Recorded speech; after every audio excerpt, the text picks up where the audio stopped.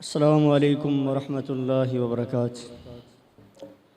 نحمده ونصلی علی رسولہ الکریم، اما بعد فاعوذ باللہ من الشیطان الرجیم، بسم اللہ الرحمن الرحیم۔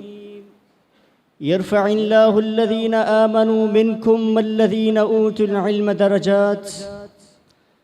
مختصر حمد و ثنا کے بعد عزیز سامعین کرام، عزیز ساتھیو، میں جس عنوان پر آپ کے سامنے گفتگو کرنا چاہتا ہوں وہ ہے دین تعلیم میری ترجیح کیوں۔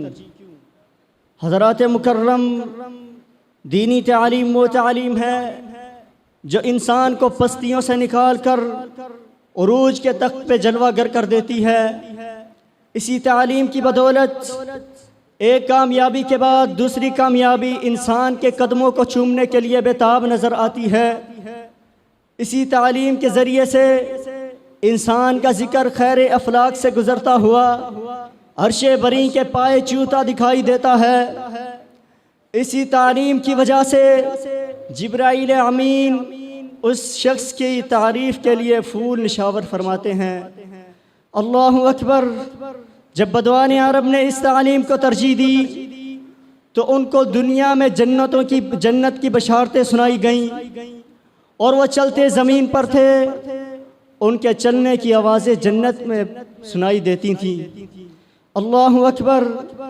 اسی تعلیم کو پڑھنے والوں کے لیے اللہ کے نبی نے بہت ہی خوبصورت ایک دعا فرمائی۔ آپ صلی اللہ علیہ وسلم نے فرمایا، نظر اللہ امرا سمع مقالتی من حفظها، نظر اللہ امرا سمع منا حدیثا فحفظه حتى يبلغ منه۔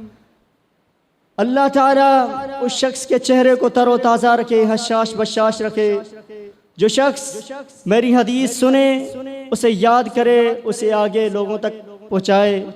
اور ایک اور حدیث میں ہے، اللہ کے نبی نے فرمایا، من یرید اللہ بہ خیرا یفقہہ فی الدین، جس شخص کے ساتھ اللہ بھلائی کا ارادہ رکھتے ہیں اسے دین کی سمجھ دیتے ہیں، دین کی فقاہت دیتے ہیں۔ ایک اور حدیث میں اللہ کے نبی نے فرمایا، خیرکم من تعلم القرآن وعلمہ، تم میں بہترین شخص وہ ہے، بہترین وہ ہے جو قرآن سیکھتا ہے اور آگے سکھاتا ہے۔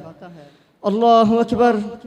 ایک اور مقام پر اللہ کے نبی نے فرمایا، من سلک طریقا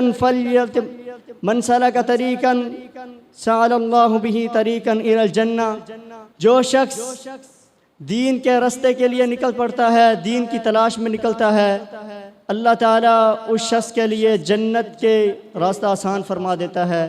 اللہ تعالیٰ سے دعا ہے اللہ تعالیٰ ہمیں دینی تعلیم کو ترجیح دینے کی توفیق عطا فرمائے۔